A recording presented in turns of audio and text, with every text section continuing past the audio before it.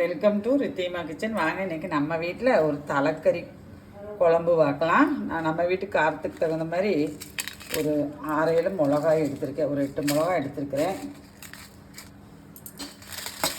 ஒன்று சூடானோடனையும் 1 ஸ்பூன் குருமிளகு எடுத்திருக்கேன், 1.5 ஸ்பூன் ஜீரகம் எடுத்திருக்கேன், அதுவும் போட்டுக்கிறேன். ஒரு 2 துண்டு பட்டை. எப்பவுமே தலைக்குழம்பு நல்லா காரம் இருக்கணுங்க, அப்போ தான் சாப்பிட முடியும். இது மாதிரி 5 கிராம்பு எடுத்திருக்கேன். இதெல்லாமே எங்கள் வீட்டுக்கு தேவையான அளவுக்கு. 3 ஏலக்காய் எடுத்திருக்கேன்.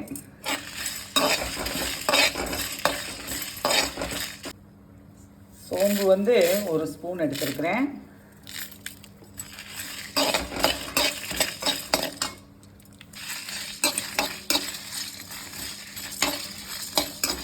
கருகாப்பில் ஒரு 2 கொத்து போட்டுக்கிறேன். காஞ்ச கருகாப்பில் இருந்தால் அது யூஸ் பண்ணிக்கோங்க. அது வறுக்கவே வேண்டாம், அப்படியே வச்சு அரைச்சிடலாம். கரெக்டாக நான் ஒரு 1/2 ஸ்பூனு தான் இதுக்கு மல்லி வைக்க போகிறேன்.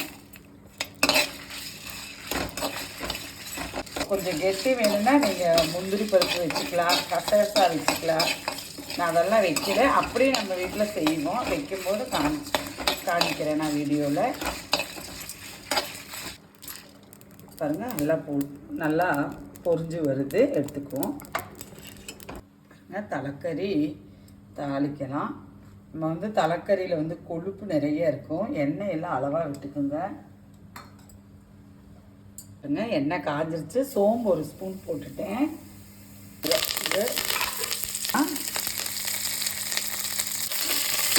நல்லா பொரிஞ்சிருச்சு. இப்போ சின்ன வெங்காயம் போட்டுக்கிறேன். 1 கிலோ தலைக்கறி எடுத்துருக்கிறேன். 200 சின்ன வெங்காயம் கட் பண்ணி வச்சுருக்கிறேன். தக்காளி கட் பண்ணியிருக்கேன், அதுவும் போட்டுக்கிறேன். தக்காளி உடஞ்சி டேஸ்ட் ஆகணும்னெல்லாம் கிடையாது. ஒரு வணக்குனா போதும். அந்த பச்சை வாடை போனால் போதும். 1 ஸ்பூன் இஞ்சி பூண்டு பேஸ்ட்டு,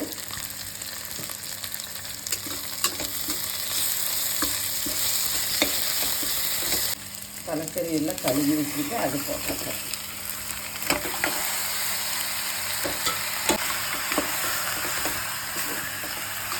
இந்த குழம்புக்கு தேவையான அளவுக்கு மஞ்சள் பொடி போட்டுட்டேன்.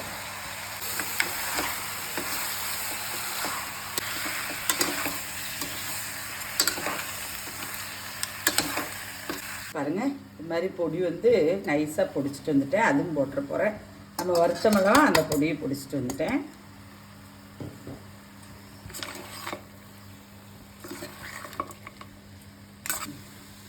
பாருங்கள், நான் அந்த பொடி போட்டு நல்லா பெரட்டி விட்டுட்டேன்.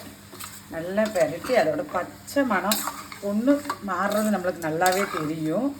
இந்த டைம் நான் அந்த மிக்சிலேயே தண்ணி ஊற்றிட்டு பாருங்கள். இது கொஞ்சம் நல்லாவே வேகணுங்க. தண்ணி எல்லாம் அதுக்கு தகுந்த போல் வச்சுக்கோங்க. உங்கள் வீட்டுக்கு தேவையான அளவுக்கு வச்சுக்கோங்க. வறுவல்னால் கொஞ்சம் கம்மியாக வச்சுக்கோங்க. கிரேவி போல் எல்லாம் வேணும்னாலும் கொஞ்சம் தண்ணி ஜாஸ்தி வச்சுக்கோங்க. நல்லா வேகணும். நான் இப்போது என்னோடய குக்கரில் நான் ஒரு 8 விசில் விட்டுக்கு போகிறேன். நீங்கள் அதெல்லாம் உங்கள் வீட்டு குக்கருக்கு தகுந்த போல் விசில் விட்டு இறக்கிடுங்க. தகுந்த உப்பு போட்டுக்கிறேன். போட்டு நல்லா கிண்டி விட்டுட்டு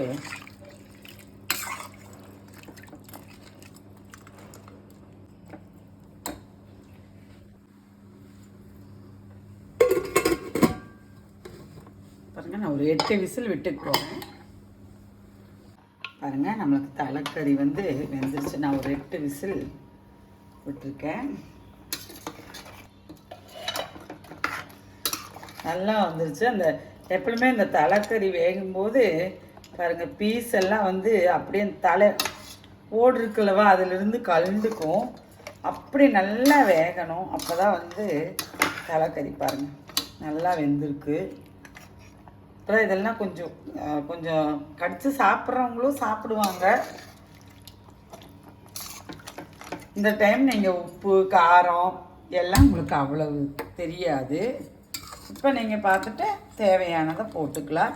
நான் வந்து போட்டதெல்லாம் கரெக்டாக இருக்கும், ஒன்றும் போடல. நல்லா ஒரு கொதி கொதிச்சு நல்லா தளன்னு ஒரு 2 கொதி கொதிச்சுன்னு இறக்கிற போகிறேன். அப்போ தான் அந்த குழம்பு வந்து எப்பவுமே மட்டனாக இருந்தாலும் சிக்கனாக இருந்தாலும் நீங்கள் குக்கரில் வைக்கிறது எந்த குழம்புக்கும் இறக்கி நீங்கள் மூடி அவுத்துட்டு ஒரு கொதி கொதிக்க விட்டிங்கன்னா அந்த டேஸ்ட்டே வேறு மாதிரி இருக்கும். அப்படி செஞ்சு பாருங்கள். மட்டத்தில் போட்டுட்டு ஆஃப் பண்ணிட்டேன். வாங்க நம்ம வீட்டில் இந்த தலைக்கறி குழம்பு சாப்பிட்லாம். இது மாதிரி செஞ்சு பாருங்கள். நன்றி, வணக்கம்.